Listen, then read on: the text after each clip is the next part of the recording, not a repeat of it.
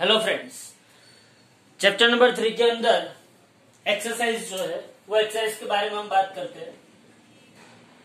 Exercise में first question आपको ऐसा है, एक्सरसाइज फर्स्ट एक्सरसाइज आपको क्या कहना चाहता है कि the storage battery of a car has an EMF. भाई कार है, कार में जो स्टोरेज बैटरी है, स्टोरेज बैटरी का ईएमएफ उसने बोला है कितना है, 12 वोल्ट। भाई स्टोरेज बैटरी का ईएमएफ 12 वोल्ट है और उसने बोला है कि if the internal resistance of the battery is 0.4 ohm, internal resistance of a battery 0.4 ohm है। ओके, तो उसने ऐसा बोला है कि what is the maximum current that can be obtain या तो drawn from the battery. Maximum current drawn from the battery, battery में से कितना मैक्सिमम करंट मिल सकेगा, तो आपको आई ढूंढना है। तो आपके सर्किट ऐसी बनती है कि आपके पास एक बैटरी है, ये जो बैटरी है ये उसका कौन है, इंटरनल रेजिस्टेंस, ये उसका इंटरनल, बराबर। अब इसमें से मुझे मैक्सिमम करंट चाहिए। मैक्सिमम करंट कब मिलेगा, इसमें से मैक्सिमम करंट कब मिलेगा, जब यहां पे ए पॉइंट और बी पॉइंट के बीच में मैं उसको क्या कर दूंगा, एक कंडक्टिंग वायर लगा दूंगा। कौन सा, कंडक्टिंग वायर लगा दिया तो यहां से कौन सा करंट पास होगा, maximum current. For maximum current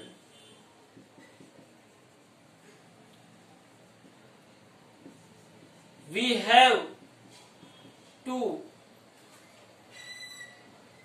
have to apply, मतलब we have to connect short circuit, or we can say that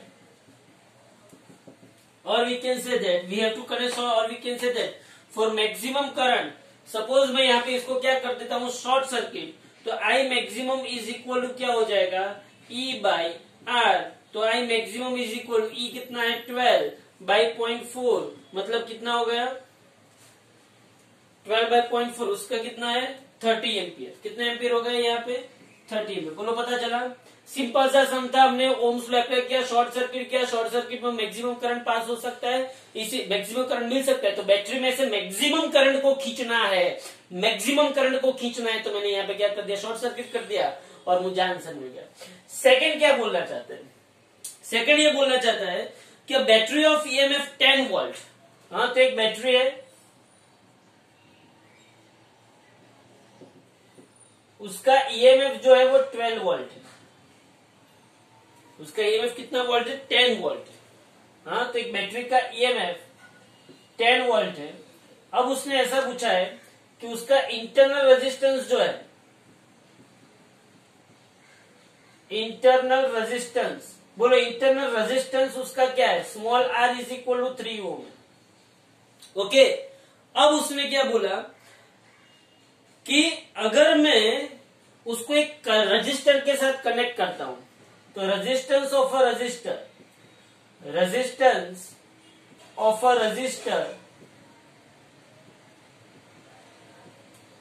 are मुझे ढूंढना है।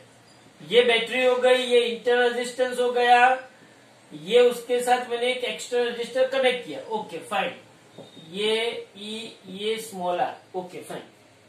अब उसने मुझे आप पहले ये बताओ कि इसमें से, या आप मुझे बताओ कि ये कैपिटल आर है, ये स्मॉल आर है और ये क्या है, ई है।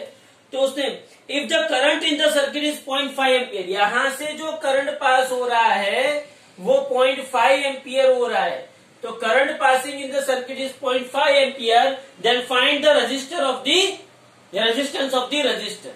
तो मुझे यहाँ पे क्या ढूंढना है कि ये जो रजिस्टर है उसका रेजिस्टेंस कितना है, करंट मुझे दिया है। तो आप सीधी सी बात है, अकॉर्डिंग अप्लाइंग किरचॉफ लॉ, या तो अप्लाइंग किरचॉफ लॉ या तो अप्लाइंग ओम्स लॉ, कुछ भी आप कर सकते हो, आप कुछ भी कर सकते हो। Applying Kirchhoff law, applying Ohm's law, आपकी मर्जी है आपको क्या करना है।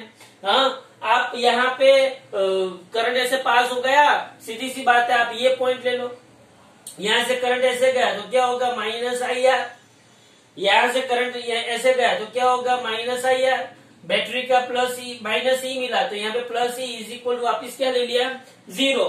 तो मैं यहाँ पे क्या लिख सकता हूं, तो अप्लाइंग किरचॉफ्स लॉ, क्या किया मैंने, अप्लाइंग, कौन सा लॉ अप्लाई किया मैंने, Kirchhoff's law.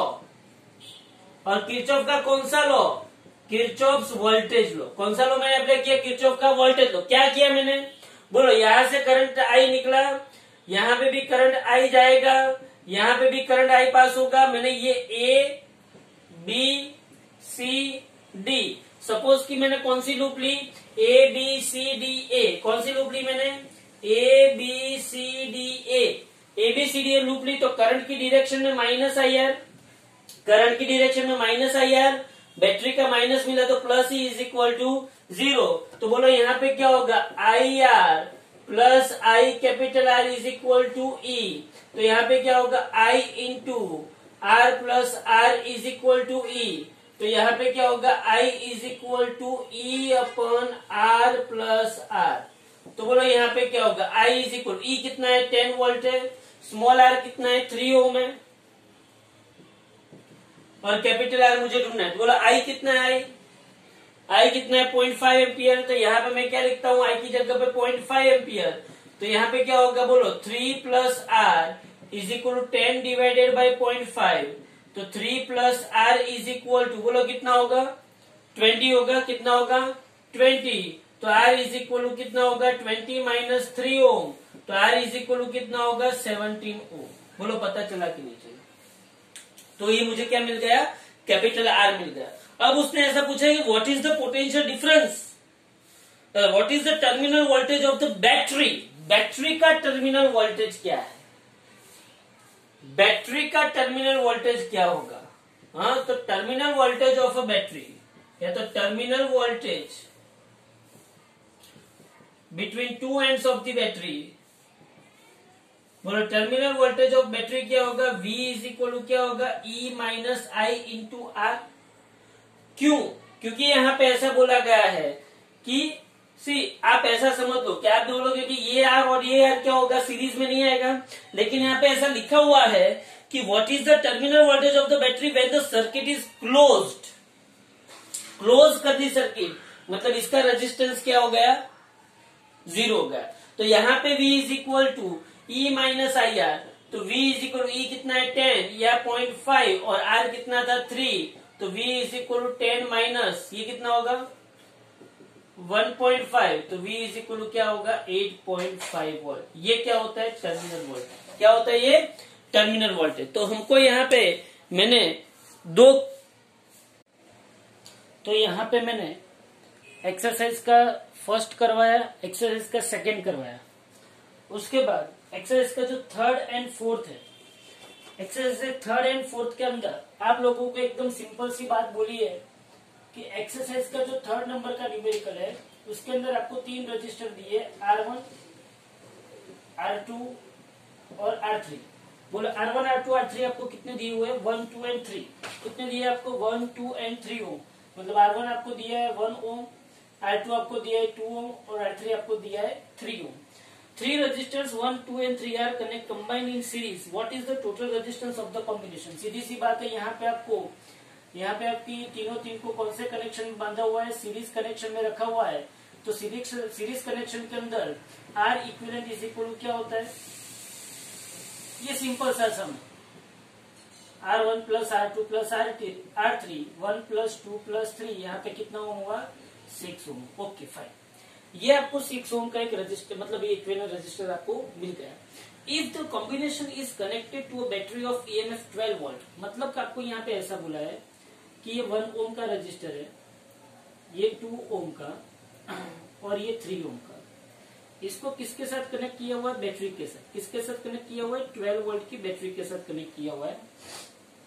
Then the potential difference across each resistor, आपको क्या पूछा है, हर एक रजिस्टर के अक्रॉस पोटेंशियल डिफरेंस, मतलब इसके अक्रॉस पोटेंशियल डिफरेंस कितना होगा, ये 2 ओम के अक्रॉस पोटेंशियल डिफरेंस कितना होगा और ये 3 ओम के अक्रॉस पोटेंशियल डिफरेंस कितना होगा।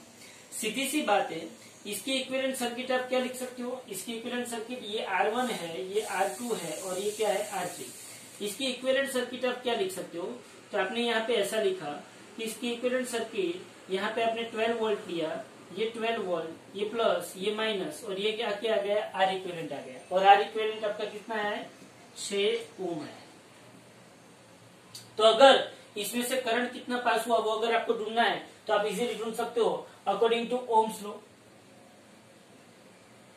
अकॉर्डिंग टू ओम्स लॉ बोलो क्या होगा, V is equal to I into R equivalent. So I is equal to V by R equivalent. तो मेरे पास यहाँ पे है I is equal to V कितना है 12 और R इक्विवेलेंट कितना है 6, तो मेरे पास I कितना है 2 एम्पियर। मतलब कि इसमें से कितना करंट पास होगा, 2 एम्पियर करंट पास होगा। ये R इक्विवेलेंट में से कितना करंट पास होगा, 2 एम्पियर करंट पास होगा। अब बात ये है कि ये तीन रजिस्टर सीरीज में कनेक्ट किए गए हैं, मतलब ये तीन में से जो करंट पास होगा वो भी कौन सा पास होगा, 2 एम्पियर, 2 एम्पियर और 2 एम्पियर ही पास होगा। ओके, तो करंट तीन रजिस्टर में से 2 एम्पियर पास होगा, करंट 2 एम्पियर पास होगा। तो हम यहाँ पे क्या कर सकते हैं, ध्यान से देखना। मुझे क्या पूछा है, potential drop across each register. Now potential drop across register R1, तो V1 इज इक्वल टू क्या होगा, IR1। तो V1 is equal to I कितना है 2 और R1 कितना है 1, तो यहाँ पे कितना वोल्ट होगा, 2 वोल्ट। मैंने टोटल खाना कितने का दिया हुआ है, 12 वोल्ट का मैंने खाना दिया हुआ है। 12 वोल्ट में से, मतलब 12 वोल्ट एनर्जी में से R1 रजिस्टर पे कितनी एनर्जी लॉस हो जाती है, 2 वोल्ट एनर्जी लॉस हो जाती है। दूसरा देखो, वैसे ही पोटेंशियल ड्रॉप अक्रॉस R2 बोलो क्या होगा, V2 इज इक्वल टू क्या होगा, IR2। तो यहाँ पे V2 is equal to I कितना है 2 और R2 भी 2 है, तो यहाँ पे कितना वोल्ट का ड्रॉप होगा, 4 वोल्ट का ड्रॉप होगा। ओके, तो यहाँ पे 4 वोल्ट का ड्रॉप हो, मतलब कि 2 वोल्ट इसने खा लिया, 4 वोल्ट इसने खा लिया, 2 + 4 6। तो सीधी सी बात है, लास्ट वाला भी क्या आंसर आना चाहिए, 6, क्योंकि यहाँ पे एनर्जी कंजर्वेशन लॉ अगर आप अप्लाई करोगे तो इलेक्ट्रॉन कितनी एनर्जी लेके गया था। सी वोल्ट मतलब क्या, वोल्ट मतलब क्या, जूल पर कूलम। क्या है वोल्ट मतलब, जूल पर कूलम। अब ये जूल पर कूलम है, मतलब कि एक कूलम चार्ज कितना एनर्जी लेके जाता है, 12 जूल एनर्जी लेके जाता है। कितना एनर्जी लेके जाता है, 12 जूल एनर्जी लेके जाता है। मतलब कि यहाँ से एक कूलम चार्ज 12 जूल एनर्जी लेके गया, उसमें से 2 जूल एनर्जी उसने R1 रजिस्टर पे ड्रॉप की, 4 जूल एनर्जी उसने R2 रजिस्टर पे ड्रॉप की, और बाकी बचा, मतलब कि मैं यहाँ पे ऐसा लिख सकता हूँ कि पोटेंशियल डिफरेंस या तो पोटेंशियल ड्रॉप अक्रॉस R3, तो यहाँ पे क्या आएगा, V3 is equal to IR3, यहाँ पे 2, यहाँ पे 3, मतलब कितना वोल्ट हुआ, 6 वोल्ट हुआ। मतलब कि 2 वोल्ट उसने एनर्जी यहाँ पे लॉस की है। तो समझ में आपको ऐसा होना चाहिए कि एनर्जी कंजर्वेशन यहाँ पे फॉलो होना चाहिए। और ये तीन रजिस्टर सीरीज में थे, इसलिए हर एक रजिस्टर में से पास होता हुआ करंट क्या था, सेम था। बोलो इतना पता चला सबको। अब आता है एक्सरसाइज का 4। जैसे यहाँ पे सीरीज कनेक्शन के बारे में बात की थी, वैसे एक्सरसाइज के 4 में पैरेलल कनेक्शन है और यहाँ पे 3 रजिस्टर्स दिए हुए हैं। एक R1 इज इक्वल टू 2 ओम है, एक R2 इज इक्वल टू 4 ओम है और एक R3 इज इक्वल टू 5 ओम है। 3 रजिस्टर्स कनेक्टेड पैरेलल। चलो पैरेलल कनेक्शन में है तो सीधी सी बात है, इक्विवेलेंट रेजिस्टेंस क्या होगा, तो मैं रिजल्टेंट और इक्विवेलेंट रेजिस्टेंस क्या कर सकते हैं, बोलो। इक्विवेलेंट रेजिस्टेंस का आपके पास इक्वेशन है, R equivalent is equal to 1/R1 plus 1/R2 plus 1/R3। तो मेरे पास 1/R इक्विवेलेंट, मेरे पास इक्वेशन क्या है, 1/2 प्लस 1/4 प्लस 1/5। तो बोलो 1/2 प्लस 1/4 प्लस 1/5 को आप R इक्विवेलेंट निकालो, कितना आता है। सीधी सी बात है, 2 10 20, 4 5 20 और 5 4 20। तो यहाँ पे कितना आएगा, 20 आएगा एलसीएम। तो यहाँ पे क्या होगा, 2 10 4 5 और 5 4। तो यहाँ पे 1/R equivalent is equal to, यहाँ पे 10 + 5 15, 15 + 4 19, तो 19/20। तो आपके पास आर इक्विवेलेंट कितना है 20/90 ओम। कितना है आपके पास आर इक्विवेलेंट 20/90 ओम। याद रखना ये कौन सा कनेक्शन है, पैरेलल कनेक्शन है। पैरेलल कनेक्शन मतलब क्या हुआ, पैरेलल कनेक्शन मतलब क्या हुआ कि आपके पास ये R1 रजिस्टर है, ये आपके पास R2 रजिस्टर है और ये आपके पास R3 रजिस्टर, तीनों तीन पैरेलल में कनेक्टेड है। उसका मतलब क्या हुआ, ऐसे पूरी सर्किट है। अगर मैं यहाँ पे सप्लाई कितना देता हूँ, अब उसने सप्लाई कितना दिया है देखो, उसने यहाँ पे बैटरी का सप्लाई कितना दिया है वो देखो, सप्लाई कितना दिया है उसने 20 वोल्ट का। कितना सप्लाई दिया है उसने 20 वोल्ट। तो 20 वोल्ट का अगर मैं यहाँ पे सप्लाई देता हूँ तो उसका क्वेश्चन ये है कि पहले तो इसका इक्विवेलेंट रेजिस्टेंस क्या है 20/90, तो इसमें से कितना करंट पास होगा। सी ये जो पूरी सर्किट है,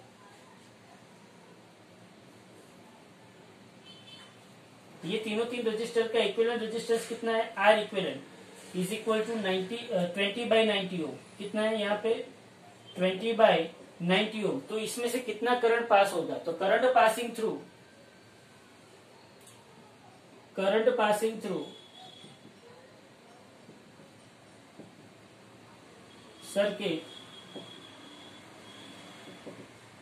बोलो according to Ohm's law I is equal to V upon R equivalent. बोलो वी कितना है 20 और आर इक्विवेलेंट कितना है 20/90। तो 20 कर, तो बोलो कितना करंट पास हुआ 19 एम्पियर करंट पास हुआ। यहाँ पे 19 एम्पियर करंट अगर पास होता है, समझो ध्यान से, मतलब कि यहाँ पे कितना करंट जा रहा है 19 एम्पियर करंट जा रहा है। समझना ध्यान से, फिर से बता रहा हूं, ये 20/90, ध्यान से देखना क्या कुछ गलती की है हमने। आर इक्विवेलेंट कितना है हमारा, आर इक्विवेलेंट कितना है 20/90। 20/90 आया तो सीधी सी बात है ये 20/90 और ये 20 मतलब कि 19 एम्पियर। ओके फाइन, इन लोगों ने करंट लिया है 10 एम्पियर। अच्छा चलेगा, कोई बात नहीं है, मतलब यहाँ पे 19 एम्पियर अपना करंट पास हुआ। सी ये लोग क्या करते हैं 20/90 है तो इसको 20 गिन के ऑलमोस्ट इज इक्वल टू 1 लगा देते हैं। क्या करते हैं इसको, ये 20/90 है तो इसको क्या लगा देते हैं 1 ओम। अगर मैं इसको यहाँ पे 1 ओम लगा देता हूँ, अगर मैं यहाँ पे 1 ओम लगा देता हूँ तो मुझे आंसर कितना मिलेगा 20 एम्पियर आंसर मिलेगा। मतलब कि यहाँ पे कितना करंट पास हुआ 20 एम्पियर करंट पास हुआ। अब यहाँ पे जंक्शन बना, सी इस पॉइंट पे क्या बना, जंक्शन बना। तो ये जंक्शन बना तो यहाँ पे करंट डिवाइड होगा। R1 रजिस्टर में से करंट कितना जाएगा I1, R2 रजिस्टर में से करंट कितना जाएगा I2 और R3 रजिस्टर्स में से करंट कितना जाएगा I3। तो बोलो यहाँ पे करंट पासिंग थ्रू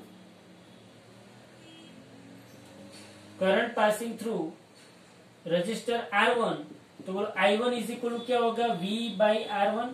तो बोलो I1 इज इक्वल V कितना है 20 और R1 भी कितना है, R1 कितना है मेरे पास 2। तो बोलो पहले रजिस्टर में से कितना एम्पियर करंट पास हुआ 10 एम्पियर। कितना एम्पियर करंट पास हुआ पहले रजिस्टर में से 10 एम्पियर करंट पास हुआ।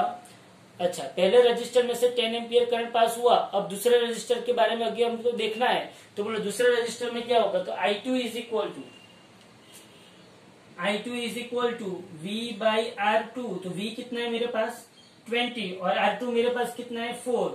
तो इसमें से कितना पास हुआ 5 एम्पियर करंट। और तीसरे रजिस्टर में से V/R3, तो V कितना है 20 और R3 कितना है 5, तो ये कितना हुआ 4 एम्पियर।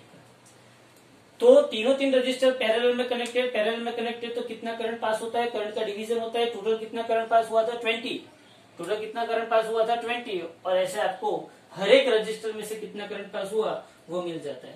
तो ये एक्सरसाइज का हो गया 4th नंबर का न्यूमेरिकल। इसको अच्छी तरह से देख लो, स्क्रीनशॉट ले लो, जो भी करना है। लेकिन ये नॉर्मल से क्वेश्चन है, ये क्वेश्चन आपको बहुत ही इंपॉर्टेंट है, ऐसा भी नहीं है।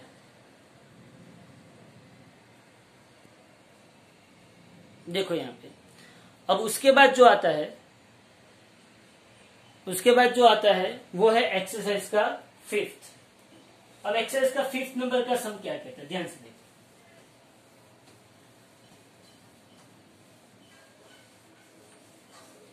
ये सब नॉर्मल सम है, इसके नेक्स्ट लेक्चर के अंदर मैं इससे भी ज्यादा टफ सम करवाऊंगा। एक्सरसाइज का 5th आपको क्या देता है, ध्यान से देखो।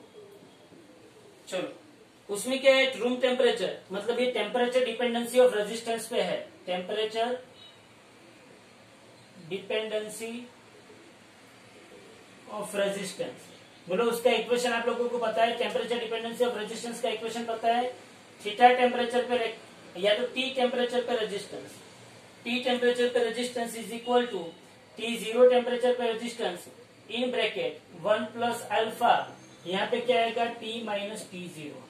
ये आपके पास इक्वेशन है, आपको लिखवाया हुआ है कि टी टेम्परेचर पे resistance is equal to T zero temperature पे resistance in bracket 1 plus alpha T minus T zero. अब ध्यान से सुनो, अगर आप इसको देखने जाओ तो मैं इसको ऐसा भी लिख सकता हूँ कि R T is equal to R T zero plus R T zero alpha T minus T zero. तो क्या मैं इसको ऐसा लिखता हूँ R T minus R T zero is equal to alpha R T zero in bracket T minus T zero. क्या मैं ऐसा लिख सकता हूँ कि नहीं लिख सकता?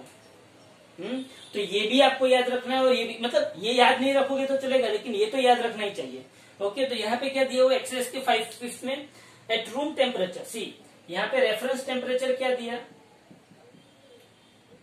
रेफरेंस टेम्परेचर रूम टेम्परेचर दिया 27 degree Celsius. Okay fine.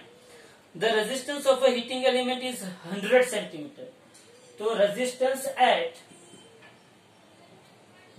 T0 temperature R T zero is equal to कितना दिया हुआ है 100 ohm. Okay, is equal to 100 ohm. What is the temperature of the element if the resistance is found to be 117 ohm? अच्छा, मुझे temperature of resistance पूछा है, temperature of resistance पूछा है, मतलब मुझे T पूछा है, and resistance at that temperature, resistance at T temperature मुझे क्या दिया गया है R T is equal to 117 ohm. और यहाँ पे temperature coefficient of material of resistor is temperature coefficient of material of resistance, मतलब अल्फा आपको दिया है 1.70 into 10⁻⁻4, 1.70 into 10⁻⁴ degree Celsius inverse. तो सीधी सी बात है, आप इक्वेशन देख के भी बता सकते हो कि आपको क्या क्या दिया है और क्या क्या नहीं दिया है। बोलो आप ये इक्वेशन ले लो, ये इक्वेशन ले लो, चलो फटाफट बोलो। आर टी टेम्परेचर पर रेजिस्टेंस दिया है कि नहीं दिया है? टी टेम्परेचर पर रेजिस्टेंस कितना दिया है? आर टी कितना दिया है 117 हो। हाँ भाई, टी टेम्परेचर पर रेजिस्टेंस आपको दिया है 117 हो। ओके फाइन, चलो टी टेम्परेचर पर रेजिस्टेंस आपको दिया है 117 हो। तो नाउ आपके पास इक्वेशन है, बोलो क्या है equation? R T is equal to R T zero in bracket 1 plus alpha T minus T zero. बोलो ये इक्वेशन है कि नहीं है मेरे पास? चलो मेरे पास टी टेम्परेचर पे रेजिस्टेंस 117 ओम है। अच्छा, मेरे पास टी टेम्परेचर पे रेजिस्टेंस 117 ओम है। चलो आर टी जीरो, मतलब टी जीरो टेम्परेचर पे रेजिस्टेंस है कितना है मेरे पास? 100 ओम है। हाँ भाई, मुझे पास टी जीरो टेम्परेचर पे भी रेजिस्टेंस 100 ओम है। 1 प्लस अल्फा कितना दिया है? 1.70 इंटू 10⁻⁴। बोलो 1.70 इंटू 10⁻⁴, ये अल्फा दिया हुआ है। और मुझे ढूंढना क्या है? टी, और टी जीरो कितना है? 27 डिग्री सेल्सियस। सी यहाँ पे अल्फा भी आपको डिग्री सेल्सियस इनवर्स में है, और ये टी जीरो भी सेल्सियस में ही, इसलिए हम लोगों ने यूनिट कन्वर्जन किया नहीं है। चलो इसको सॉल्यूशन लगाओ। 117 डिवाइडेड बाय 100, ये +1 यहाँ पे आएगा तो -1, 1.70 इंटू 10⁻⁴ टी माइनस 27। बोलो आएगा कि नहीं आएगा? इसको आप सॉल्व करोगे तो 117 डिवाइडेड बाय 100 मतलब 1.17 -1, ये 1.7 इंटू 10⁻⁴ टी माइनस 27। तो बोलो इसका क्या होगा सॉल्यूशन? 1.17 -1 मतलब कि 0.17 divided by 1.7 into 10⁻⁴ is equal to T minus 27। चलो इसका सॉल्यूशन करो। इसको अगर बहुत ही बेसिक वे से अगर आप सॉल्व करोगे तो 17 डिवाइडेड बाय 100 आएगा, और ये 17 डिवाइडेड बाय 10 आएगा, और यहाँ पे 10⁻⁴ ऊपर चला जाएगा, और ये +27 यहाँ पे आएगा। बोलो आएगा कि नहीं आएगा?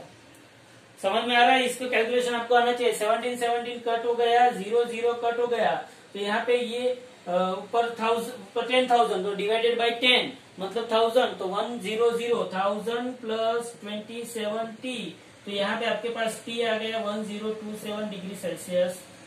ओके, तो आपके पास आंसर आ गया 1027 डिग्री सेल्सियस। सिंपल सा सम था, इसमें कोई बड़ी बात नहीं थी। आप लोगों को पता होना चाहिए कि टी टेम्परेचर पे आपको रेजिस्टेंस दिया हुआ है, टी जीरो टेम्परेचर पे आपको रेजिस्टेंस दिया हुआ है, आपको टी जीरो टेम्परेचर भी दिया हुआ है, अल्फा भी दिया हुआ है, तो आपको टी ढूंढना था, कोई बड़ी बात नहीं थी। ओके, तो एक्सरसाइज का फिफ्थ सम कोई टेंशन वाली बात नहीं, आपको इक्वेशन आना चाहिए, डेटा दिया हुआ है, आपको डायरेक्टली आंसर लाना है। चलो ये हो गया, इसका अच्छी तरीके से स्क्रीनशॉट ले लो, जो भी करना है वो कर लो, लेकिन ध्यान से ये इसमें कैलकुलेशन में गलती होनी चाहिए नहीं। चलो उसके बाद देखो, एक्सरसाइज का फिफ्थ हो गया, उसके बाद आता है एक्सरसाइज का सिक्स्थ। ये नॉर्मल सम, इसलिए मैं इतनी स्पीड से जा रहा हूं, नॉर्मल सम ही ये।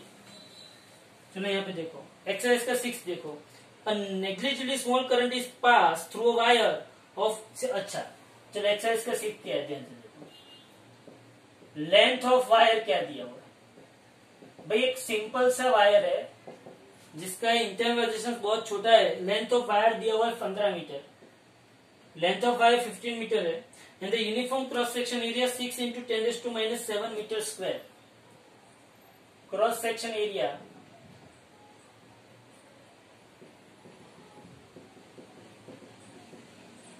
अच्छा। चलो उसके बाद क्या दिया हुआ है, resistance is measure to be 5 ohm, उसका रेजिस्टेंस आपको दिया हुआ है, रेजिस्टेंस आपको दिया है 5 ओम। अच्छा रेजिस्टेंस आपको दिया हुआ है 5 ओम, तो आपको पूछा क्या है, resistivity of the material. Okay, तो आपको पूछा क्या है, रेजिस्टिविटी। सिंपल सा सम, सिंपल सा सम आपको पता है, we know that resistance and resistivity के बीच का, रेजिस्टेंस एंड रेजिस्टिविटी के बीच का रिलेशन आपको पता है, R is equal to rho L by A, तो rho is equal to R A by L. तो बोलो पता चलेगा कि नहीं चलेगा, R का वैल्यू क्या है, R का वैल्यू क्या है 5 ओम है, और ये 6 इंटू 10⁻⁷ है, और ये 15 है, 5 3 जा 3 2 जा बराबर है। तो यहाँ पे रेजिस्टिविटी आपको मिली 2 इंटू 10⁻⁷, और रेजिस्टिविटी का यूनिट क्या आता है, ओम इंटू मीटर। बोलो पता चला कि नहीं चला। सिंपल सम डायरेक्टली इक्वेशन रख देने का है, R is equal to rho L by A. Resistance and resistivity के बीच का डिफरेंस रिलेशन क्या होता है, रेजिस्टेंस एंड रेजिस्टिविटी के बीच का relation R is equal to rho L by A. अभी ये 4 फिजिकल क्वांटिटीज है, अब हर बार ये लोग यही करेंगे, फालतू चीजें क्या करेंगे, 3 दी होगी, कोई एक ढूंढना है, बात खत्म। ओके, तो इसमें कोई बड़ी बात नहीं है। तो एक्सरसाइज का 6 नंबर का सम हो गया। अब हम आते हैं एक्सरसाइज के 7 नंबर के सम पे। चलो 7 नंबर का सम क्या है, सिल्वर वायर, सिल्वर का एक वायर है, उसका रेजिस्टेंस कितना है 22.1 ohm at 27.5 degree Celsius. Okay, silver wire है, पहली बात तो ये सिल्वर वायर है। रेफरेंस टेम्परेचर आपको क्या दिया हुआ है,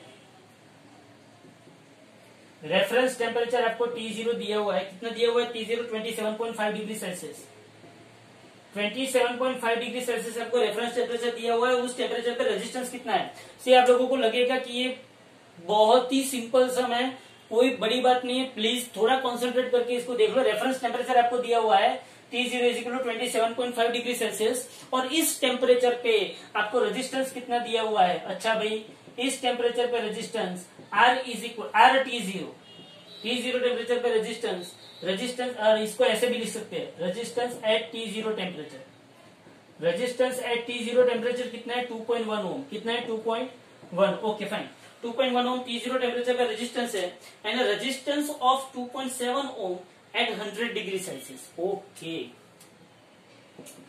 तो जब temperature T is equal to 100 degree Celsius है, तो रेजिस्टेंस एट टेम्परेचर T मतलब कि RT कितना दिया हुआ है 2.7 ओम। हाँ, तो आपको क्या पूछा है, सीधी सी बात है। अब आप खुद से दिमाग लगा सकते हो, T0 दिया है, RT0 दिया है, T दिया है, RT दिया है, तो बाकी क्या बचा, टेम्परेचर कोएफिशिएंट ऑफ रेजिस्टेंस। तो आपको पूछा क्या है, टेम्परेचर कोएफिशिएंट ऑफ रेजिस्टेंस आपको पूछा गया है, तो आपको अल्फा ढूंढना है। तो आपके पास इक्वेशन है, resistance at T temperature is equal to resistance at T0 temperature 1 plus alpha T minus T0। बोलो लगा सकते हो लॉजिक, अरे लॉजिक क्या लगाना, इसमें तो सिर्फ वैल्यू रखनी है। चलो RT कितना है 2.7, RT0 कितना है 2.1, 1 प्लस अल्फा पूछा है, T कितना है 100, और T0 कितना है 27.5 डिग्री सेल्सियस। तो सीधी सी बात है, 2.7 divided by 2.1 minus 1 is equal to alpha. 100 में से 27.5 जाएगा तो कितना रहेगा, बोलो जल्दी से। 30 30 17 17 और 28 मतलब 72.5 आई थिंक। तो यहाँ पे कितना रहेगा 72.5 डिग्री सेल्सियस। और इसको आप कटिंग फटिंग करोगे तो 2.7 minus 2.1 divided by 2.1 is equal alpha into 72.5। इसके ऊपर से आपको क्या मिल जाएगा, अल्फा मिल जाएगा। बोलो पता चला कि नहीं चला? हाँ, पता चला कि नहीं चला? बोलो इसका आप सॉल्यूशन क्या करोगे, ये 0.6 ये 2.1 into 72.5 is equal to alpha, तो आपको आराम से आंसर मिल जाएगा। Alpha is equal to something degree Celsius inverse. याद रखना, आपको अल्फा का जो भी आंसर मिलता है वो किस में आएगा, डिग्री सेल्सियस इनवर्स। ये यूनिट नहीं लिखा होगा तो भी आपको परेशानी होगी, बहुत परेशानी होगी, बहुत ज्यादा। ओके, तो एक्सरसाइज का 6 है, एक्सरसाइज का 7 है, ये दोनों सम हो गए। अब एक्सरसाइज का 8 देखो। एक्सरसाइज कैसी है पता चल गया ना आपको, इसमें R is equal to rho L by, और इसमें वापस से वही equation R T is equal to R T zero 1 plus alpha T minus T zero. अच्छा, एक्सरसाइज का 8 जो है वो भी 7 जैसा ही है, ध्यान से देखना क्या किया है एक्सरसाइज के 8 में।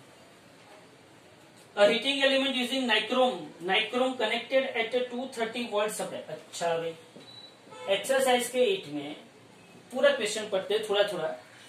230 वोल्ट सप्लाई से उसको जुड़ा हुआ है और वो कितना एम्पियर करंट ड्रॉ करता है, 3.2 ampere current, which settles after a few seconds to a steady value of 2.8 ampere. What is the steady temperature of the heating element if the room temperature is 27 degree Celsius? और temperature coefficient of resistance आपको दिया हुआ है। एक simple सी बात समझो, हमारे पास वो हीटिंग एलिमेंट आता है। सपोज कि हम पानी गर्म करते हैं, मतलब अपना जो हीटर होता है, तो हीटर जो है सपोज कि वहां पे कौन सा वायर यूज हुआ है, नाइक्रोम का वायर यूज हुआ है। ओके, तो वहां पे उसने किया क्या, से हम हीटर का ऐसे ही चालू हो जाता है, मतलब पानी में डाला तो गर्म होना स्टार्ट हो गया, ऐसा नहीं। हीटर को स्टार्ट करना पड़ता है। हीटर को स्टार्ट कैसे करना पड़ता है, तो हीटर का हम प्लग कहाँ पे लगाते हैं, अपने सप्लाई में लगाते हैं, और वो सप्लाई यहाँ पे कितना दिया है, 230 वोल्ट। बोलो समझ में आ रहा है कि नहीं आ रहा है? तो 230 वोल्ट का मैंने सप्लाई दिया हुआ। ओके, तो सप्लाई जो हमने दिया है वो 230 वोल्ट का है। ओके फाइन, ये मुझे पता चला, कोई बात नहीं। जैसे मैंने सप्लाई दिया तो जो करंट पास हुआ, इनिशियल करंट जो पास हुआ, सी मैं यहाँ पे क्यों initial current and final current बोल रहा हूँ, क्योंकि जब मैंने सप्लाई दिया तो करंट जितना ड्रॉ हुआ, जितना खींचा करंट, वो 3.2 एम्पियर करंट था। लेकिन बाद में जब वो करंट वायर के अंदर गया, मतलब वो जब पास होगा वायर में से, तब उसको रेजिस्टेंस मिलेगा। रेजिस्टेंस मतलब उसको वहां पे एनर्जी लॉस करनी पड़ेगी। तो करंट जो पहले था वो थोड़ा सा क्या हो जाएगा, ड्रॉप हो जाएगा, और बाद में कुछ टाइम के बाद वो करंट कितना सेटल डाउन हो जाता है, समथिंग। क्यों सेटल डाउन होता है, क्योंकि वहां पे हीट एनर्जी क्रिएट होती है, और हीट एनर्जी क्रिएट होती है तो वो एलिमेंट गर्म होता है। गर्म होता है तो वहां पे टेम्परेचर बढ़ेगा। वो टेम्परेचर कितना बढ़ेगा वो आपको देखना है। समझ में आ रहा है मैं जो बोल रहा हूँ वो? तो यहाँ पे सप्लाई कितना दिया है, 230 वोल्ट। रेफरेंस टेम्परेचर आपको दिया है, रेफरेंस टेम्परेचर T0 आपको रूम टेम्परेचर दिया है 27 degree Celsius. Okay, initial current कितना है, इनिशियल करंट कितना है, I1 is equal to 3.2 ampere, और after some time final current कितना है, फाइनल करंट आपके पास है I2 is equal to 2.8 ampere. Okay, तो आपको टेम्परेचर ढूंढना है कि करंट पास हुआ, उसके बाद उसकी जो हीट एनर्जी क्रिएट हुई, तो उसके बाद उसका टेम्परेचर कितना आया। तो यहाँ समझ में आ रहा है ना, हमने करंट पास किया, हमने सप्लाई दिया तो करंट पास हुआ तो वहां पे हीट एनर्जी क्रिएट हुई तो उसका टेम्परेचर कितना बढ़ा। क्या नाइक्रोम का वायर, मतलब जो आपका हीटर है वो 24 आवर्स वो 500 डिग्री सेल्सियस पे रहता है ना, ऐसा नहीं होता है। पहले तो वो रूम टेम्परेचर पे होता है। तो मैंने यहाँ पे यूज किया RT is equal to RT0, यही इक्वेशन, यही हमारा ब्रह्मास्त्र है भाई। यही इक्वेशन मैंने यूज किया कि RT is equal to RT0 1 plus alpha T minus T0। अब बोलो मेरे पास क्या T0 मुझे पता है? हाँ पता है। मुझे T ढूंढना है, T0 पता है। अल्फा मुझे दिया हुआ है, कितना दिया हुआ है alpha, 1.70 into 10⁻⁴, 1.70 into 10⁻⁴ degree Celsius inverse temperature coefficient of material of resistance. Okay, ये मुझे अल्फा पता है। मुझे अल्फा पता है, मुझे T0 पता है, RT एंड RT0 में कैसे लाऊंगा? मुझे V पता है, I1 पता है और क्या पता है? I2 पता है। तो I2 मतलब यहाँ पे क्या होगा? Here according to Ohm's law, according to Ohm's law I is equal to क्या होता है? V by R. तो R is equal to V by I लिख सकते हैं कि नहीं लिख सकते? तो बोल RT is equal to V by I2 लिख सकते हैं और RT0 is equal to V by I1 लिख सकते हैं। तो 1 plus alpha T minus T0 बोलो लिख सकते हैं कि नहीं लिख सकते?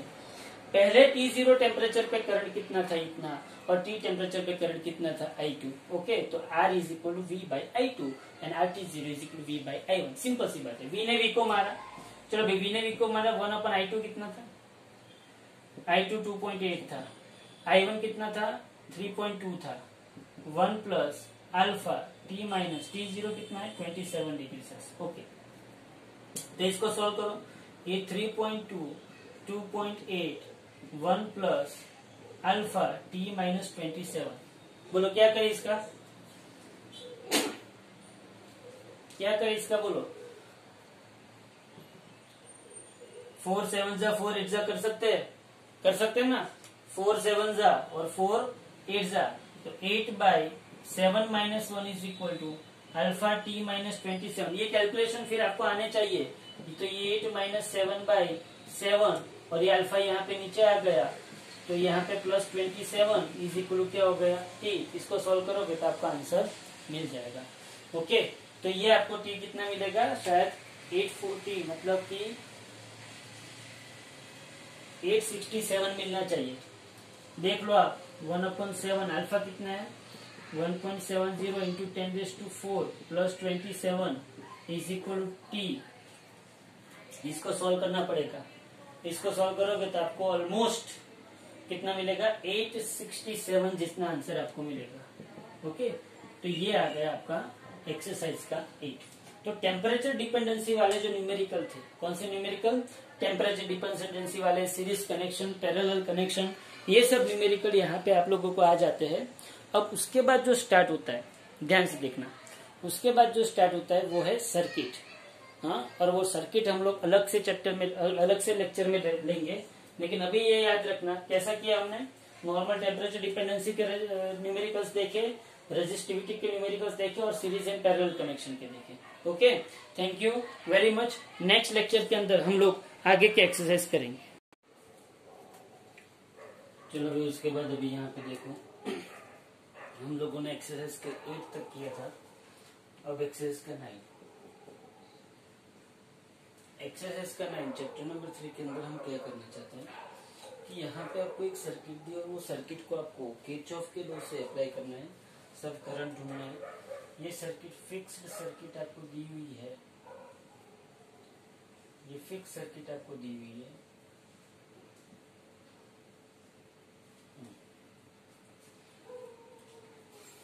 थोड़ा सा अच्छा ड्रॉ कर देते हैं, देखो यहाँ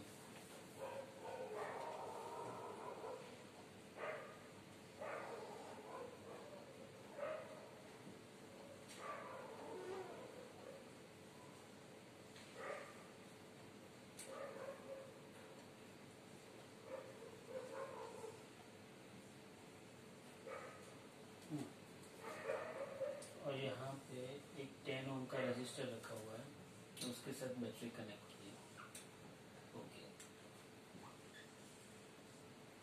बैटरी जो है वो 10 वोल्ट की बैटरी है। यहाँ पे रजिस्टर भी 10 ओम का है। यहाँ पे 10 ओम रजिस्टर, यहाँ पे 5 ओम रजिस्टर, यहाँ पे 5 ओम रजिस्टर और यहाँ पे 10 ओम रजिस्टर, और बीच में कितना है? 5 ओम रजिस्टर। ओके, तो determine the current in the each branch of the network. Okay, अगर मैं आपको यहाँ पे ऐसा बोलूं कि इसको मैंने ए बोल दिया, बी सी डी, और यहाँ पे मैं इसको बोलता हूँ ई एंड इसको बोलता हूँ एफ। मुझे ऐसा बोला है कि हर एक ब्रांच के अंदर हमें करंट ढूंढना है। तो पहली बात तो ये है कि जब ये बैटरी है 10 वोल्ट की, ये 10 वोल्ट की बैटरी में से जो करंट निकलेगा वो करंट आई होगा। ये 10 वोल्ट की बैटरी में से जो करंट निकलेगा वो करंट आई यहाँ पे गया, यहाँ पे गया। जब ये करंट आई यहाँ पे पहुंचेगा तब उसको दो पाथ मिलेंगे, दो ब्रांच मिलेगी। दो ब्रांच में वो करंट क्या होगा, डिवाइड होगा। क्या होगा, करंट डिवाइड होगा। दो ब्रांच में करंट डिवाइड होगा। यहाँ पे 10 ओम का रजिस्टर है और यहाँ पे 5 ओम का रजिस्टर है। हमें कितना करंट मिला है वो पता नहीं है, हमको तो सिर्फ क्या करना है, ये करंट को यहाँ पे क्या करना है, डिवाइड करना है। तो 10 ओम में कितना करंट जाएगा और 5 ओम में कितना करंट जाएगा। अगर आप ऐसा समझ लो कि यहाँ से जो करंट गया, यहाँ से जो करंट गया उसको अगर आपने आई समझा है, तो यहाँ पे कितना जाएगा। सपोज कि यहाँ पे I1 जाएगा तो यहाँ पे कितना जाएगा, I माइनस। बोलो समझ में आ रहा है। आपको जैसे लिखना, अगर आपने यहाँ पे I1 लिखा है, आपको यहाँ पे I2 लिखना है, यहाँ पे आपको I1 माइनस I2 लिखना है, तो आपकी मर्जी, आपके ऊपर है, आपको क्या करना है वो आपको देखना है। लेकिन कोई भी तरीके से करोगे आंसर आना चाहिए। किरचॉफ लॉ अच्छी तरह से अप्लाई करना आना चाहिए। ओके, अब ये जो I1 करंट है वो I1 करंट का यहाँ पे वापस डिवीजन होगा। अच्छा भाई, तो I1 का अगर यहाँ पे वापस डिवीजन होता है और अगर सपोज की यहाँ पे I2 जाता है तो यहाँ पे कितना जाएगा, I1 माइनस I2 जाएगा। अच्छा, ये I2 यहाँ पे आया, ये I2 यहाँ पे आया, ये I2 यहाँ पे आया, तो ये I माइनस I1 यहाँ पे था, तो I माइनस I1 और ये I माइनस I1 और ये I2 इकट्ठे हुए, तो यहाँ पे क्या हुआ, I minus I1 plus I2। तो ये जो DC ब्रांच है उसमें कितना करंट पास हुआ, I minus I1 plus I2, और ये I minus I1 plus I2, ये I minus I1 plus I2, और ये I1 माइनस I2, मतलब कितना हुआ, इस जगह पे क्या होगा, I1 minus I2 plus I minus I1 plus I2। तो बोलो I1 कट हुआ, I2 कट हुआ, तो बाकी क्या बचा, I बचा। तो यहाँ पे वापस कितना करंट आएगा, I, जितना निकला था उतना। बस आपको ये अच्छी तरह से करना आना चाहिए। फिर से मैं बता रहा हूँ, यहाँ पे मैंने I करंट निकाला, ये I यहाँ पे I1 गया तो यहाँ पे I माइनस I1 का यहाँ पे दो पार्ट हुए, यहाँ पे I2 गया तो यहाँ पे I1 माइनस I2, ये I2 and I minus I1 इकट्ठा होके I minus I1 plus I2, और ये I minus I1 plus I2 and I1 minus I2 इकट्ठा होके यहाँ पे वापस क्या आया, I। अब आपको सिर्फ एक ही काम करना है, लूप अप्लाई कीजिए, किरचॉफ वोल्टेज लॉ अप्लाई कीजिए, और आपको क्या क्या ढूंढना है। एक तो देखो आप I1 ढूंढोगे, दूसरा I1 माइनस I2 ढूंढोगे, तीसरा I2 ढूंढोगे, I minus I1 and I minus I1 plus I2। इतना आपको सॉल्व करना है। कैसे करोगे देखो यहाँ। अब जब देखने की बात, अब मतलब अगर आप सोच सको तो पहले तो आपको लूप ले, आप इसमें कोई भी लूप ले सकते हो, मतलब कोई भी, मतलब लीगल लूप ABDA। किसी ने मुझे बोला कि मुझे मुझे कौन सी लूप लेनी है, ABDA। चलो लूप ABDA किसी को लेनी है, तो बोलो A से निकला, बोलो करंट की डायरेक्शन में, तो क्या होगा, -10I1 होगा। बोलो -10I1 होगा। फिर यहाँ पे भी बोलो B से D, A से B गया, फिर B से D क्या हुआ, -5I2। हाँ, फिर D से A गया, D से A, मतलब यहाँ पे भी करंट की डायरेक्शन में था इसलिए माइनस, अब D से तो करंट के ऑपोजिट डायरेक्शन में तो +5, और यहाँ पे क्या होगा, I minus I1 is equal क्या हो जाएगा, 0। तो यहाँ पे -10I1 -5I2 plus 5I minus 5I1 is equal 0। तो बोले यहाँ पे क्या होगा, -10I1 minus 5I -15I1 minus 5I2 plus 5I is equal 0। अगर मैं 5 को कॉमन निकालता हूं तो ये कितना होगा, -3I1 minus I2 plus I is equal to 0। ये आपको एक इक्वेशन मिला। ओके, ये कौन सी लूप ले ली आपने, ABDA। अब मैं दूसरी लूप लेता हूँ, बोलो कौन सी लूप लेता हूँ, BCDB। कौन सी लूप लेता हूँ मैं, BCDB, मतलब B से C गया, C से D और D से B। तो मैं भी लूप लेता हूँ BCDB। बोलो लूप BCDB। चलो लूप BCDB में क्या होगा, ध्यान से बोलो। चलो B से C गए, बी से सी करंट की डायरेक्शन में कि करंट की ऑपोजिट डायरेक्शन में, हम करंट की डायरेक्शन में गए तो यहाँ पे क्या होगा -5, यहाँ पे I1 -I2। ओके चलो अब सी से डी गए, करंट की डायरेक्शन में गए कि करंट के ऑपोजिट डायरेक्शन में, सी से डी हम ऑपोजिट डायरेक्शन में गए तो यहाँ पे क्या आएगा +10, यहाँ पे क्या होगा I-I1 +I2। और यहाँ से डी से डी गए, डी से डी भी हम करंट की डायरेक्शन में गए तो यहाँ पे क्या होगा 5I2 plus is equal to 0। तो बोलो यहाँ पे क्या होगा -5I1 plus 5I2 plus 10I minus 10I1 plus 10I2। याद रखना इसमें एक भी गलती आपको नुकसान पहुंचा सकती है। ये 5I2 इज इक्वल टू 0, कोई भी गलती होनी नहीं चाहिए यहाँ पे। तो देखो यहाँ पे क्या क्या हो सकता है, ये -5I1 -10I1 कितना होगा -15I1 होगा। फिर ये +5I2 plus 10I2 plus 5I2 मतलब 5 + 5 10 + 10 मतलब ये 20I2। और ये यहाँ पे क्या बचा +10I बचा, 10I इज इक्वल टू 0। चलो इसमें से 5 को कॉमन निकालते हैं तो 5 3 = 15, तो यहाँ पे क्या बचेगा -3I1 4I2 2I is equal to 0। तो ये आया आपके पास इक्वेशन नंबर 2। ये इक्वेशन 1, ये इक्वेशन नंबर 2। अब यहाँ पे देखो और इसको अच्छी तरीके से समझते हैं। क्या करेंगे बोलो, चलो अब अगर मुझे करना है तो मैंने A B D A कर दिया, B C D B कर दिया। अब या तो मैं A B C E F A करूं या तो A B C D C E F A करूं, वो आपकी मर्जी है। आपको ऊपर से जाना है कि नीचे से जाना है आपकी मर्जी है। सीधी सी बात है, ऊपर से जाओगे तो वेरिएबल कम आएंगे। तो हम A B C E F A, चलो कौन सी लूप ले रहे हैं हम A B C E F A।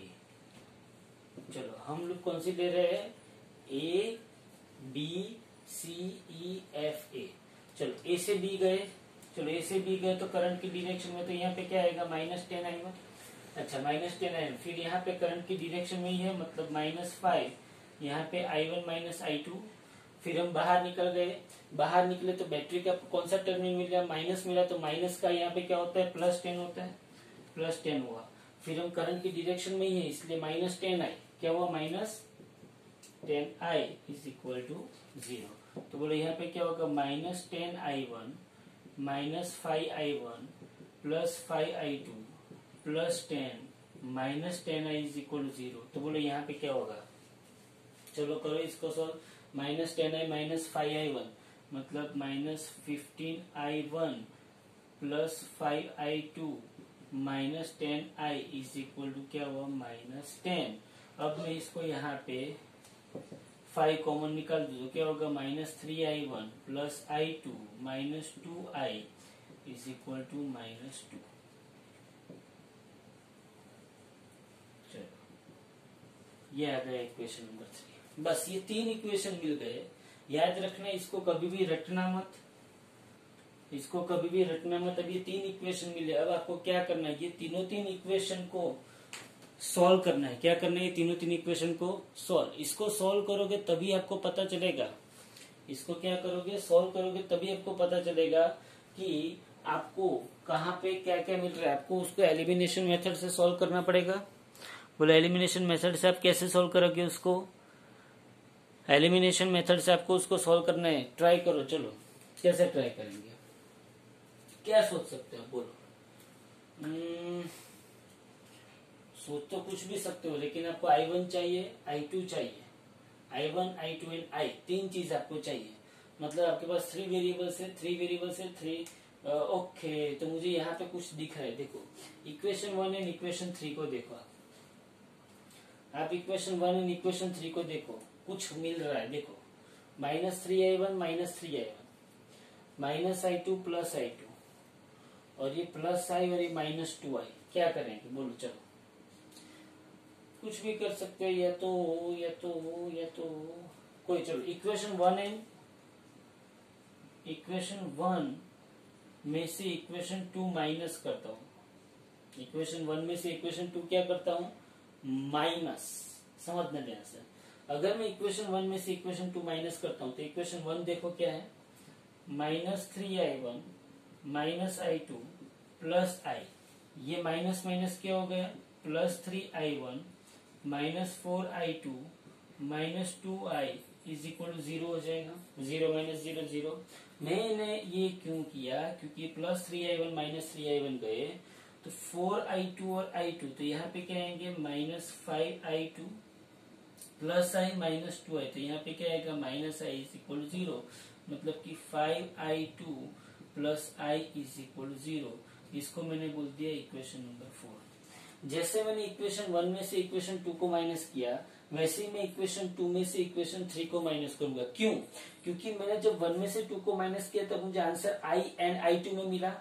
वैसे मैं 2 में से 3 को माइनस करूंगा तो ये कट हो जाएगा, तो वापिस मुझे इक्वेशन i एंड i2 में मिलेगा। तो इक्वेशन 2 में से इक्वेशन 3 को माइनस करो। चलो चलो क्या करेंगे, इक्वेशन 2 क्या है, -3i1 plus 4i2 plus 2i minus minus plus 3i1 minus i2 plus 2i is equal to 0 minus -2, मतलब क्या होगा, +2। तो वापिस यहाँ पे 3i1 क्या हुआ, कट।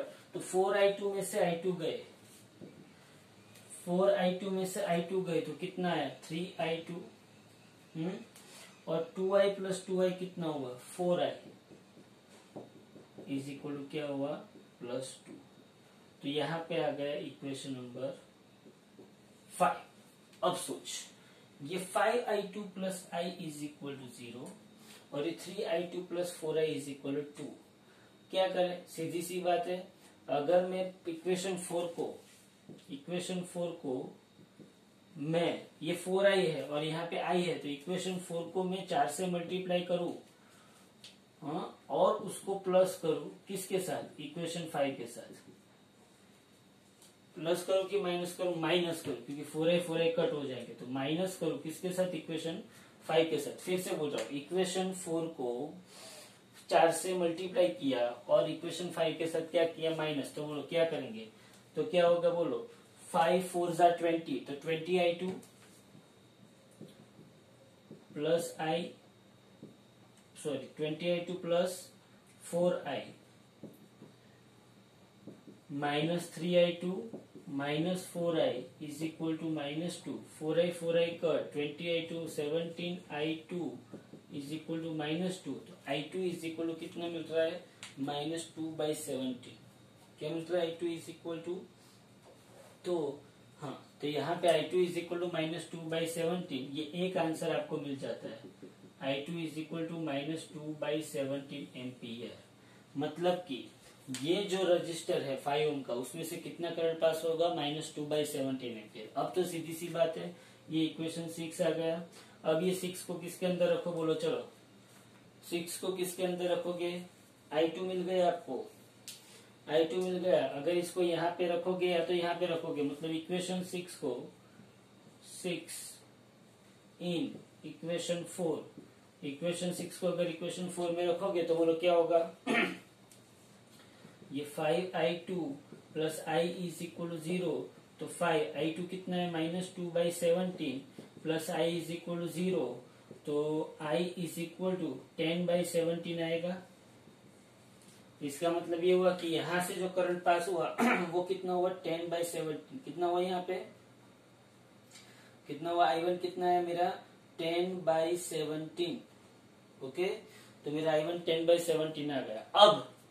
अब देखो, मतलब यहाँ पे मेरा i 10/17 आ गया। ओके, i मिल गया, i2 मिल गया।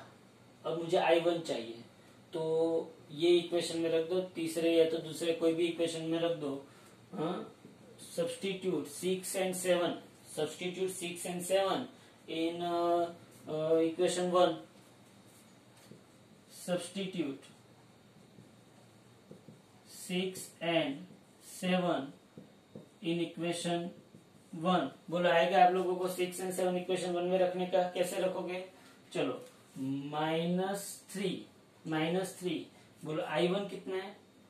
I1 तो ढूंढना है, तो -3 I1 as it is, minus I2 कितना है? -2/17, और यहाँ पे क्या आएगा? प्लस I कितना है? 10/17 इज इक्वल टू 0। बोलो क्या किया? -3 I1 एज इट इज रखा, माइनस I2 की जगह पे -2/17 और I की जगह पे क्या रखा? 10/17। तो बोलो क्या होगा? ये 3I1 उससे ले लो, तो 3I1 इज इक्वल टू, ये माइनस माइनस प्लस मतलब 2/17 प्लस 10/17, तो ये 3I1 इज इक्वल टू 12/17।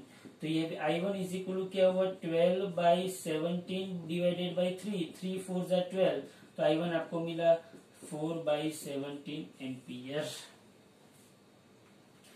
तो आपको I भी मिल गया, हाँ भाई, आपको I1 भी मिल गया 4/17, आपको I2 भी मिल गया। अब आप I माइनस I1 करोगे तो इस ब्रांच में से पास होता हुआ करंट मिल जाएगा, I minus I1 plus I2 करोगे तो डीसी ब्रांच में से पास होता हुआ करंट मिल जाएगा, और I1 माइनस I2 करोगे तो आपको बीसी ब्रांच में से पास होता हुआ करंट मिल जाएगा। तो बोलो पता चला, सिंपल मैथमेटिक्स ऐसा जरूरी नहीं है कि मैंने जो लूप ली, मैंने जो एलिमिनेशन मेथड की, वही मेथड आप करो, ऐसा जरूरी नहीं है।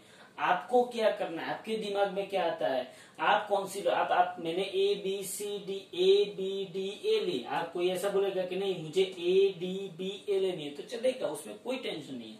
सिर्फ कोई भी स्टेप में आपकी गलती नहीं होनी चाहिए, छोटे से छोटी मिस्टेक भी, ये पूरा 4 मार्क का सम, 4 मार्क का सम, छोटे से छोटी मिस्टेक आपका रॉन्ग कर सकती है। पिछली बार बोर्ड में 4 मार्क में ऐसा ही सम पूछा गया था, एक गलती पूरे 4 मार्क गए। ओके, तो यहाँ पे ये आपका था एक्सरसाइज का कौन सा सम था? 9 नंबर का सम। यहाँ पे आपको ऐसा पूछा है कि हर एक ब्रांच में से कितना करंट पास होता है, तो आपको यहाँ से अटक नहीं जाना, आपको आगे करना है कि भाई ए बी ब्रांच में, मतलब आपको लिखना पड़ेगा ए बी ब्रांच में I1 करंट, बीसी ब्रांच में I1 minus I2, C D branch में I minus I1 plus I2, और ए डी ब्रांच में I माइनस I1। ये सब आपको लिखना पड़ेगा लास्ट में।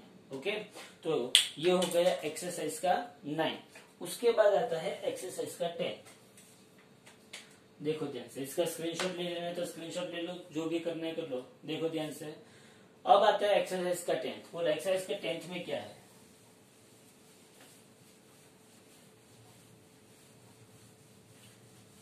एक्सरसाइज का 10th आपको क्या बोलता है? इन अ मीटर ब्रिज, एक मीटर ब्रिज दिया हुआ है। In a metre bridge the balance point is found to be at 39.5 cm from the end A when the resistor Y is of 12.5 ohm. Determine the resistor X. अच्छा भाई, तो यहाँ पे वापिस वही बात की गई है कि ये एक मीटर ब्रिज है,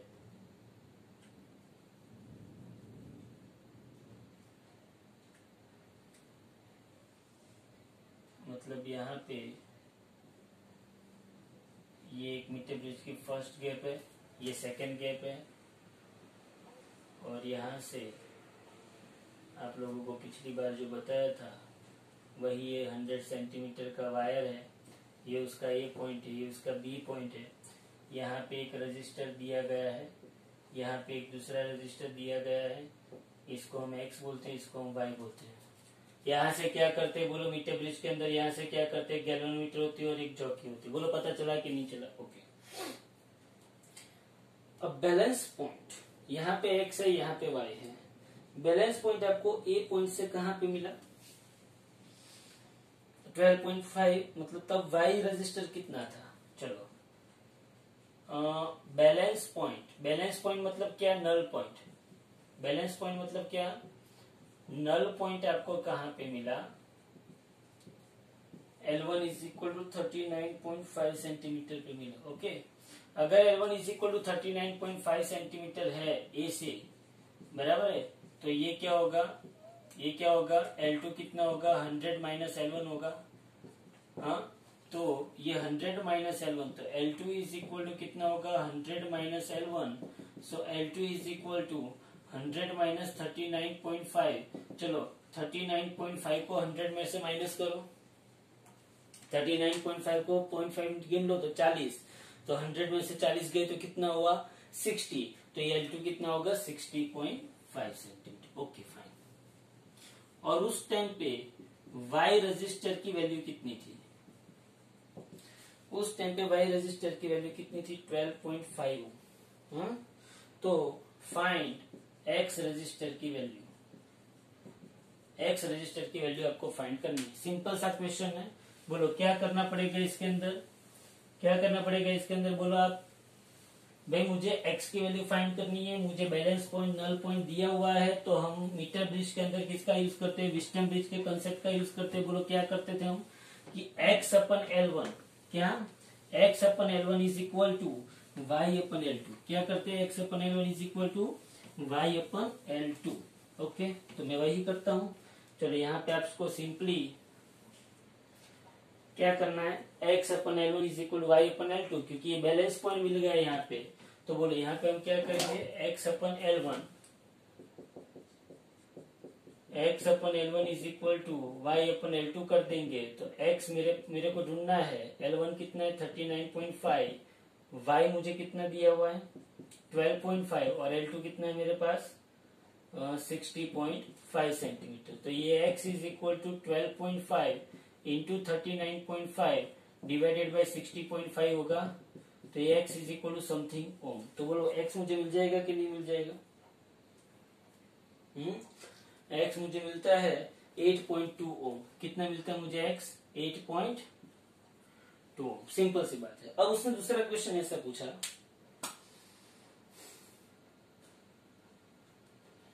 दूसरा क्वेश्चन उसने ऐसा पूछा कि determine the balance point of the bridge above if the X and Y are interchange. अब उसने ऐसा पूछा, ये क्वेश्चन ए था। अब उसने क्वेश्चन बी क्या पूछा है, if X and Y resistors are interchanged, अगर ये दोनों रजिस्टर को मैं क्या करता हूं इंटरचेंज, मतलब जहां पे X था वहां पे मैं किसको ले जाता हूँ Y, और जहां पे Y था वहां पे मैं किसको ले जाता हूँ X। बोलो पता चल रहा है। अगर इंटरचेंज होता है तो क्या होगा, अगर ये इंटरचेंज होगा तो अपनी कंडीशन एट नल पॉइंट, या तो balance condition, at balance condition, और we can say that null deflection. बोलो क्या होगा, Y upon L1 dash, Y upon L1 dash, suppose कि वो L1 डैश पे हुआ, क्या पे हुआ वो L1 डैश पे, तो Y अपन L1 डैश, ये Y अपन यहाँ पे क्या आएगा, ये L1 dash is equal to यहाँ पे क्या आएगा X अपन L2 डैश, क्या आएगा X अपन L2 डैश। तो बोलो यहाँ पे क्या होगा, आपको X और Y की वैल्यू तो पता है, बोलो X की वैल्यू कितनी है, Y की वैल्यू पहले तो बताओ कितनी है 12.5, ये L1 dash is equal to, बोलो X की वैल्यू कितनी है, X की वैल्यू मुझे कितनी मिली 8.2 मिली। कितनी मिली मुझे X की value 8.2 divided by L2 dash. अब क्या करोगे, बोलो। बट आपको पता है कि L2 dash is nothing but 100 minus L1 dash. तो मैं यहाँ पे 12.5 divided by L1 dash is equal 8.2 divided by 100 minus L1 dash लिख सकता हूँ कि नहीं लिख सकता हूँ। बस अब इसको सॉल्व कर तो बात खत्म हो जाएगी। कैसे सॉल्व करेंगे, चलो यहाँ पे सिंपल सी बात करते हैं। 12.5 into 100 minus L1 dash is equal 8.2 into L1 dash. तो 12.5 into 100 minus 12.5 L1 dash is equal 8.2 L1 dash. बोलो तो यहाँ पे 12.5 इंटू 100 कितना होगा, ये 10 नीचे गया 10 गया तो 1250 is equal to 12.5 L1 dash plus 8.2 L1 dash. ये आपको समझ में आना चाहिए, सिंपल मैथमेटिक्स है इसलिए बोल रहा हूँ। तो बोलो यहाँ पे क्या होगा 1250 इज इक्वल 12.5 प्लस 8.2 कितना होता है बोलो चलो। 5 प्लस 2 7, 8 प्लस 2 10, 20.7 समथिंग होगा। 12 प्लस 8 20, हाँ होगा ना 20.7 एल डैश, 20.7 एल डैश। तो मुझे यहाँ पे L1 डैश कितना मिलेगा 1250 डिवाइडेड बाई 20.7। तो यहाँ पे मुझे L1 डैश समथिंग सेंटीमीटर मिला। सो L2 डैश आपको कितना मिलेगा 100 माइनस L1 डैश, जो आएगा वो आंसर। यहाँ पे आपको L1 डैश कितना मिलता है,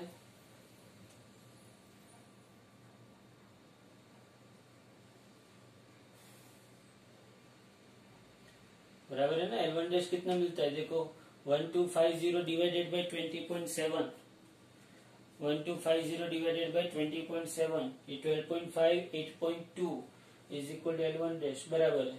इसको सॉल्व करना, आपको कुछ ना कुछ तो आंसर मिलना चाहिए। देख लेना इसको 12.5 L1 डैश 8.2, L2 डैश क्या होता है 100 माइनस L1 डैश, तो ये 100 into 12.5, 100 minus L1 dash into 12.5 बराबर। इसको सॉल्व करना, आपको L1 डैश कितना मिलेगा 60.5, कितना मिलेगा आपको L1 डैश 60.5 सेंटीमीटर, और L2 डैश कितना मिलेगा 100 माइनस 60.5 सेंटीमीटर, जो आएगा वो आपका आंसर। बोलो समझ में आया। वापिस से वही बात की थी, पुरानी बातें जो चल रही है वही है, इसमें कुछ नया नहीं है। मीटर ब्रिज के अंदर मैंने आपको आगे भी करवाए थे ऐसे सम, तो सिंपल सम था। उसके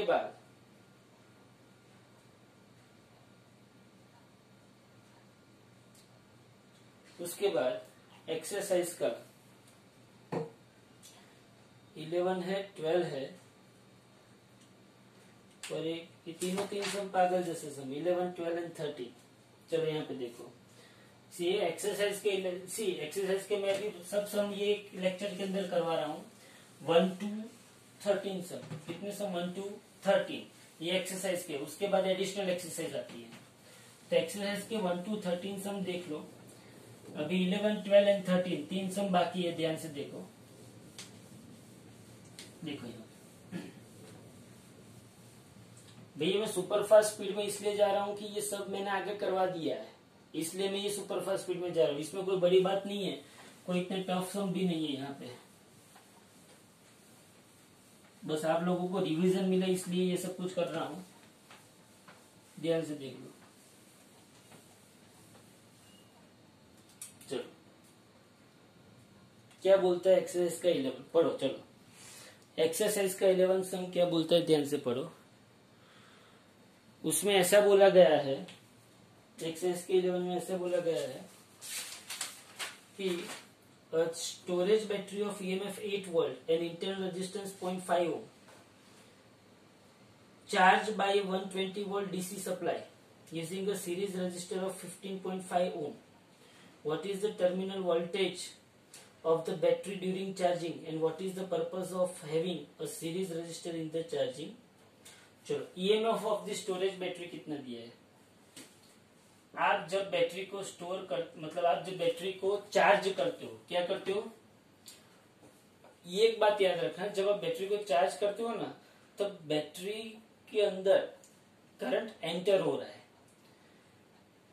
हायर पोटेंशियल से लोअर पोटेंशियल, बैटरी का पोटेंशियल तब लो हो गया होता है। हम जब चार्जिंग जो एडेप्टर होता है उसको जब हम 230 वोल्ट सप्लाई के साथ कनेक्ट करते हैं, तो करंट वो 230 वोल्ट सप्लाई हायर पोटेंशियल से लोअर पोटेंशियल की ओर बह रहा है, ये याद रखना। और हमने बैटरी का इंटरनल रेजिस्टेंस भी दिया हुआ है, और हमने बैटरी को किसके साथ कनेक्ट किया हुआ है, एक एक्सटर्नल रेजिस्टर के साथ भी कनेक्ट किया है। तो EMF of the battery is 8 volt.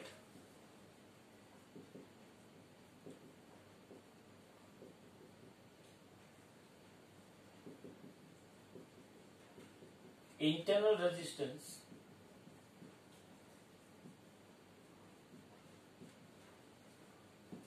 Small r is equal to 0.5 I think,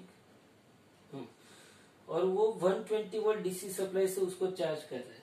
किससे चार्ज कर रहे हैं उसको, 120 वोल्ट DC सप्लाई। तो DC supply voltage V is equal to 120 volt.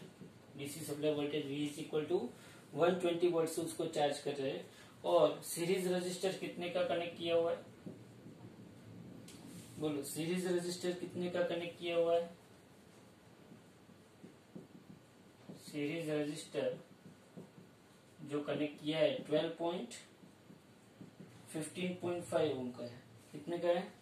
15.5। जब बैटरी चार्ज हो रही, क्या हो रही है जब बैटरी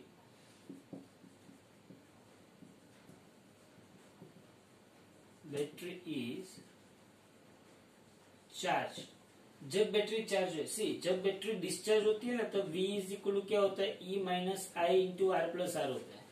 क्या होता है? V is equal to E minus I into R plus R होता है। क्या होता है? V is equal to E minus I into R plus R. लेकिन जब बैटरी चार्ज होती है, क्या होती है जब बैटरी चार्ज, तब क्या होता है? V is equal to E plus I into R plus R. ये याद रखना।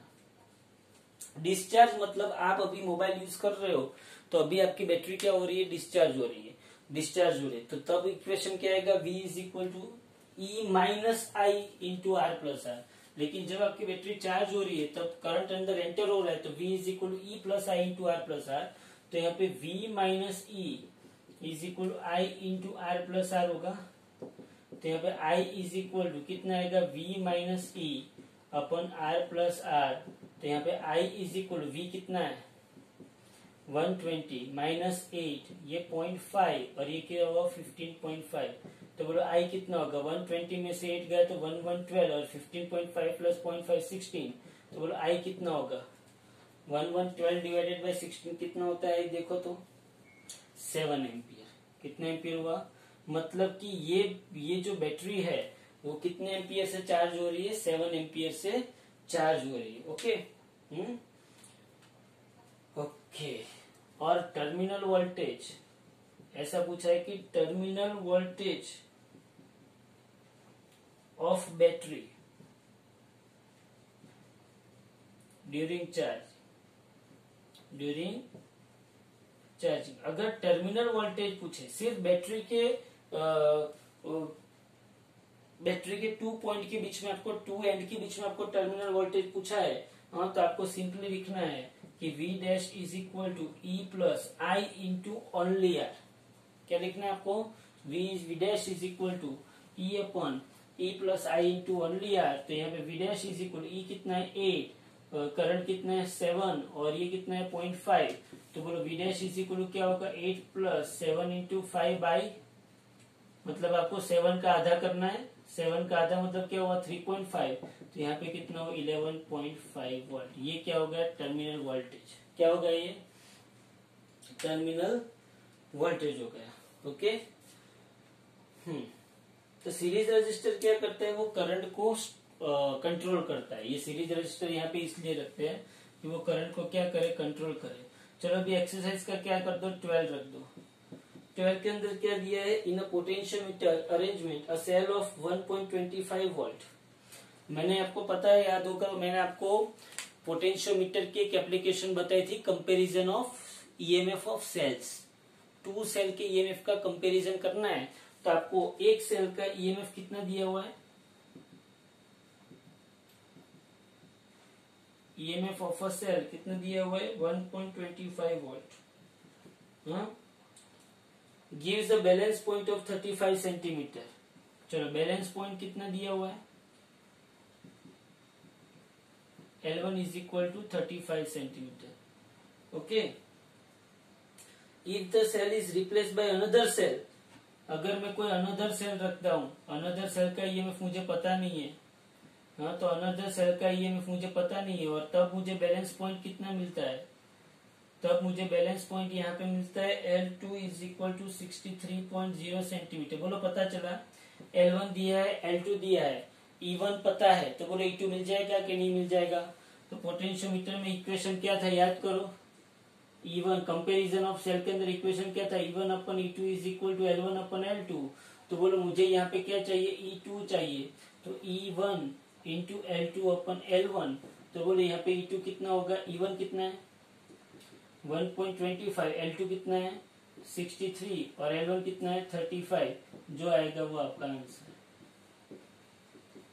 ओके, तो ये पोटेंशियोमीटर के यूज था ना, याद हो तो पोटेंशियोमीटर का यूज था टू डिफरेंट सेल्स के ईएमएफ को मेजर करना। क्या मेजर करना है? टू डिफरेंट सेल्स के ईएमएफ को क्या करना है? मेजर करना है। ओके, अब एक्सरसाइज के अंदर एक्सरसाइज का 13 मतलब लास्ट वाला सम ध्यान से देखो, पढ़ो उसमें क्या दिया हुआ है। The number density of the free electron in the copper conductor दी गई है 8.5 into 10⁻28 metre cube. Number density of free electron आपको दिए, number density of free electron आपको दिया हुआ है 8.5 इंटू 10⁻28 पर मीटर क्यूब। 8.5 इंटू 10⁻28 पर मीटर क्यूब ये आपको नंबर डेंसिटी दी गई है। How long does an electron takes to drift from one end of the wire 3 meter long to its other end? मतलब आपको लेंथ बताई गई है यहाँ पे, length L is equal to कितनी बताइए 3 मीटर। ओके भाई, नंबर डेंसिटी दी है और आपको लेंथ दी है। नंबर डेंसिटी मतलब number of electron per volume. The area cross section area 2 into 10⁻⁻6 metre square. क्या दिया गया आपको? Cross section area. इलेक्ट्रॉन को इतना डिस्टेंस कवर करने के लिए कितना ड्रिफ्ट वेलोसिटी लगेगा वो पूछा है, तो क्रॉस सेक्शन एरिया आपको दिया हुआ है 2 इंटू 10⁻⁻6 मीटर स्क्वायर। ओके, हाँ, और आपको करंट दिया है 3 एम्पियर। इलेक्ट्रिक करंट आपको दिया है 3 एम्पियर। इलेक्ट्रिक करंट आपको दिया है I is equal to 3 ampere. तो आपको ड्रिफ्ट वेलोसिटी पूछिए, बहुत ही सिंपल सा सम है ये। VD इज इक्वल टू कितना? बोलो क्या करोगे? बोलो क्या करोगे? सिंपल सा सम है, बोलो जल्दी से क्या करोगे? आपको क्या पूछा हुआ है? VD पूछा हुआ है, क्या करोगे VD के लिए? बोलो now J is equal to current density is equal to NE VD था कि नहीं था? था कि नहीं था? Current density is equal to NE VD। Okay, current density is equal to N EVD. तो बोलो J इज इक्वल टू क्या था? I by A is equal to NeVD। तो आप VD को सब्जेक्ट ऑफ इक्वेशन बनाओगे तो I बाई NeA आएगा। ओके, तो VD इज इक्वल टू, बोलो I की वैल्यू आपके पास है? हाँ है, 3 एम्पियर। A की वैल्यू आपके पास है, N की वैल्यू है, N की वैल्यू कितनी? 8.5 इंटू 10⁻28, ये 1.6 इंटू 10⁻19 और A कितना है? 2 इंटू 10⁻6। ये सब आप सॉल्व करोगे तो आपको आराम से ड्रिफ्ट वेलोसिटी मिल जाएगी। मिल जाएगी कि नहीं मिल जाएगी? फिर से बोल रहा हूँ, now current density J is equal to क्या होता था? NeVD, और J की जगह पे हमने क्या रखा? I by A। तो आपको ड्रिफ्ट वेलोसिटी मिल गई। अब उसने ऐसा बोला कि इतना डिस्टेंस कवर करने के लिए कितना टाइम लगेगा, तो नाउ आप क्या करोगे? Velocity is equal to length upon time. तो बोलो टाइम इज इक्वल टू क्या होगा? Length upon velocity.